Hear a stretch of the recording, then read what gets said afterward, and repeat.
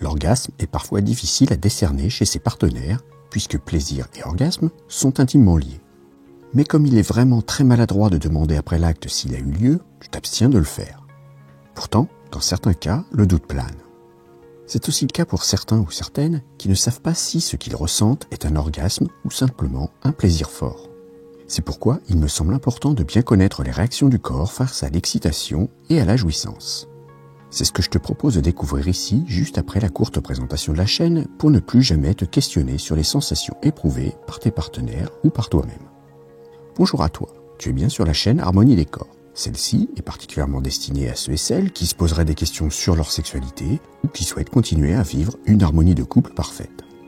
Je m'appelle Christophe, je suis thérapeute de couple et sexothérapeute et je t'offre mon aide pour améliorer ta vie de couple et sexuelle par des coachings et de la formation ou résolvant les petits problèmes que la vie glisse devant toi constamment. Tu retrouveras toutes ces informations sur le site harmoniedécor.fr, harmoniedécortoutattaché.fr, qui te donnera aussi accès à tous les articles. Bon, je t'invite dès maintenant à me suivre pour identifier ce qui se passe durant les phases d'excitation et celles de l'orgasme. L'excitation commence toujours avec le cerveau, même si parfois tu as l'impression que cela arrive après une sollicitation de ton corps. Il est le seul maître et interprète les réactions qui s'y produisent. Ainsi, l'excitation a lieu uniquement si l'attention est là.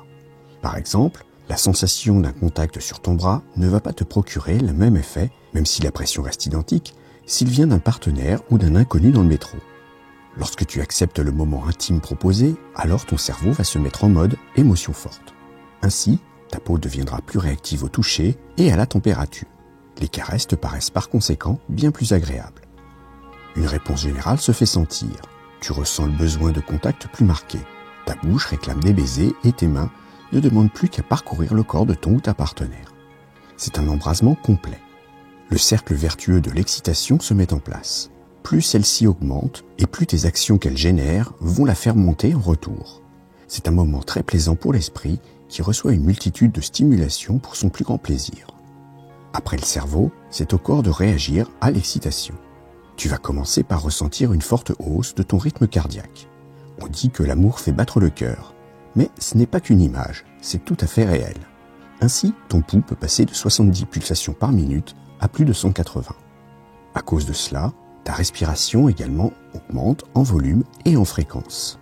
On respire par conséquent un peu plus souvent et un peu plus bruyamment. Ce phénomène est dû aux besoins supplémentaires en oxygène de nombreux tissus dans le corps. Beaucoup s'animent sous l'excitation. Ta tension artérielle monte en flèche et la circulation sanguine s'accélère avec l'impulsion du cœur, notamment à la surface de la peau qui peut délicatement rosir par cet effet. Chez les femmes, même si cela ne se voit pas forcément à l'œil nu, il y a un léger gonflement des seins. Du côté des organes génitaux, c'est le festival. C'est en effet leur moment de gloire. Alors crois-moi, ils s'en donnent maintenant à cœur joie pour répondre à l'appel du cerveau. Pour commencer, il y aura l'érection. Que ce soit le pénis chez les hommes ou le clitoris chez les femmes, il gagne en volume et le gland devient de plus en plus sensible. Côté féminin, les petites lèvres, qui peuvent chez certaines s'assombrir, gonflent légèrement. L'entrée du vagin, avec l'afflux de sang dans les muscles du périnée, se trouve quelque peu resserrée. L'excitation te fait bien souvent avoir des contractions plus ou moins volontaires de ton périnée. Et, un fait remarquable, l'envie d'uriner disparaît dès le début de la phase de stimulation. Chez les hommes, comme chez les femmes, une sécrétion peut avoir lieu. Elle n'est cependant pas obligatoire. Elle n'est pas nécessairement en rapport avec le degré d'excitation, même si cela peut influer. Sur le pénis, il va y avoir un léger flux incolore qui va sortir de l'urètre. C'est du liquide séminal. Nourrissant, il sert à maintenir en vie les spermatozoïdes dans un milieu favorable. Il est visqueux, ce qui lui confère aussi un faible rôle lubrifiant. La lubrification féminine provient des glandes de Bartholin, situées en bas de l'entrée du vagin. Leur production varie fortement chez chaque femme, mais également en fonction de son cycle menstruel ainsi que de son âge. La quantité de sécrétion peut être assez importante pour lubrifier la vulve et le vagin lors d'un rapport sexuel.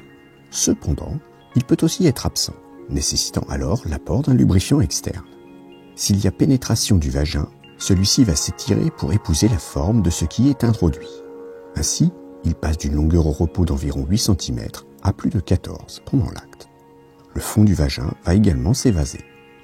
Alors que le corps se prépare petit à petit pendant la phase de l'excitation, Lorsque l'orgasme approche, c'est une accélération soudaine de toutes les réactions jusqu'à l'explosion de la jouissance. Que se passe-t-il donc quelques secondes avant l'arrivée de ce Big Bang sexuel ? La respiration déjà forte se fait de plus en plus saccadée et rapide. L'air peut même parfois sembler manquer. L'inspiration et l'expiration se font par petites bouffées. Une grande partie des muscles se crispent. Ce sera principalement ceux situés autour du bassin. Le périnée se contracte, ainsi que les fessiers.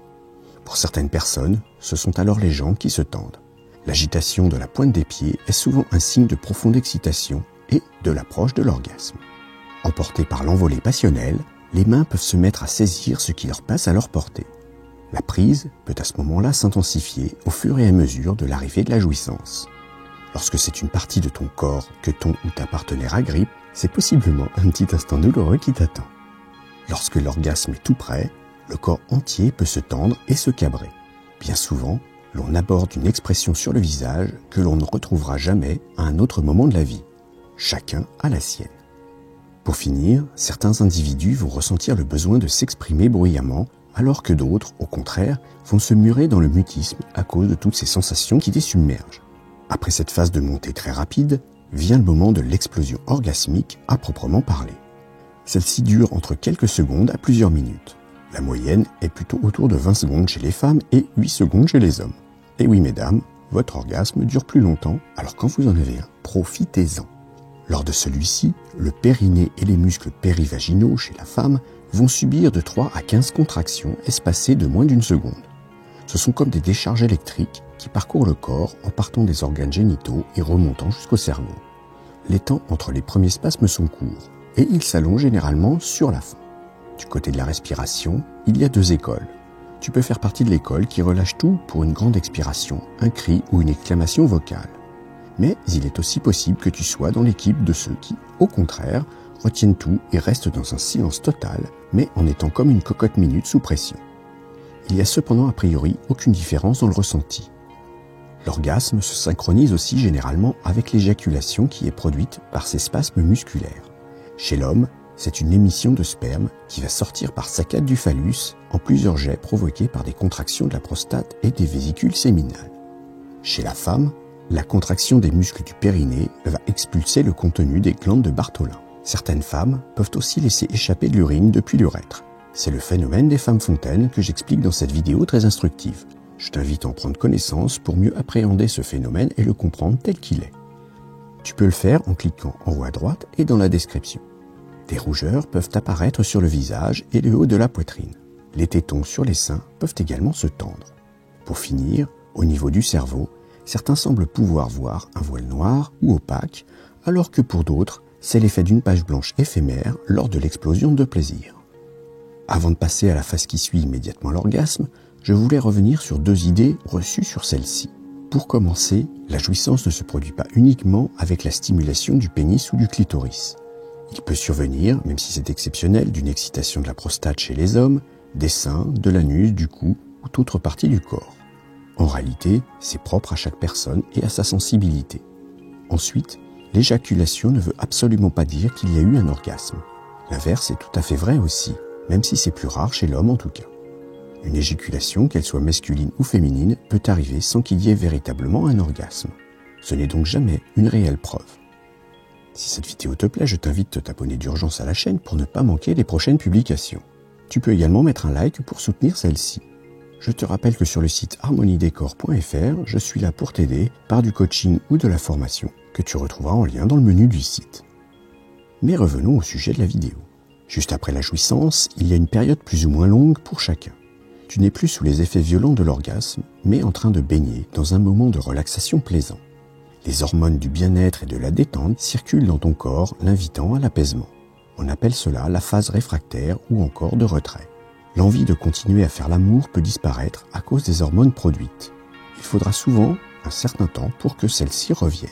Pendant ce moment, le corps se relâche totalement, les muscles se desserrent, tu reprends peu à peu tes esprits en retournant un peu au présent. Il y a dans cette phase une divergence entre les femmes et les hommes. En effet, chez l'homme, cette étape signe généralement la fin de l'acte sexuel. Il lui est ensuite difficile de reprendre sans attendre de longues minutes. Ce temps d'ailleurs s'allonge avec l'âge. Chez la femme, au contraire, cet épisode peut être très court, parfois de quelques dizaines de secondes seulement. Cela lui permet ainsi d'être de nouveau stimulé sexuellement pour faire remonter l'excitation vers un nouvel orgasme potentiel. Chez certaines, il faudra un peu plus de temps pour y parvenir. L'orgasme pourra être aussi bien identique que plus ou moins fort que le précédent. Cela dépend vraiment de chacune. Pour finir, chez beaucoup de monde des deux sexes, c'est un moment que l'on souhaite plus calme. Il faudra plutôt privilégier les douces caresses et les tendres baisers. Certaines personnes détestent qu'on leur gâche ce moment en leur parlant. Il est essentiel de s'en rendre compte rapidement si tu vois que tu sembles importuner ton ou ta partenaire. Quoi qu'il en soit, si chacun a vécu l'orgasme à un moment donné, il est généralement bon de laisser à l'autre un petit temps pour se reprendre avant de continuer. C'est d'ailleurs pour cela que je suggère que la femme jouisse toujours avant l'homme ou en même temps, car souvent, après, il sera trop tard pour elle. Je t'invite donc à revoir cette vidéo pour en saisir toute la profondeur. Tu la trouveras en cliquant en haut à droite et dans la description. J'espère maintenant que les effets de l'excitation et de l'orgasme n'ont plus de secret pour toi. Ces informations te permettront plus facilement de savoir si ton ou ta partenaire a réussi à jouir. Quoi qu'il en soit, il est souvent malvenu de demander immédiatement après l'acte si c'était le cas. Rappelle-toi également que la simulation est une escroquerie et qu'elle est toujours contre-productive pour le couple et surtout pour celui ou celle qui triche. Je t'invite à me dire dans les commentaires si tu arrives systématiquement à détecter l'orgasme chez tes partenaires et quel est le principal signe qui te l'indique. Merci d'avoir écouté cette vidéo. Pour aller un peu plus loin et rejoindre le cercle des fins connaisseurs pour une sexualité épanouie, je te conseille de t'abonner à la newsletter. Tu retrouveras l'article complet, il te donnera plus de conseils et des astuces. Abonne-toi à la chaîne, active le petit pouce bleu, éventuellement ajoute un commentaire et à bientôt.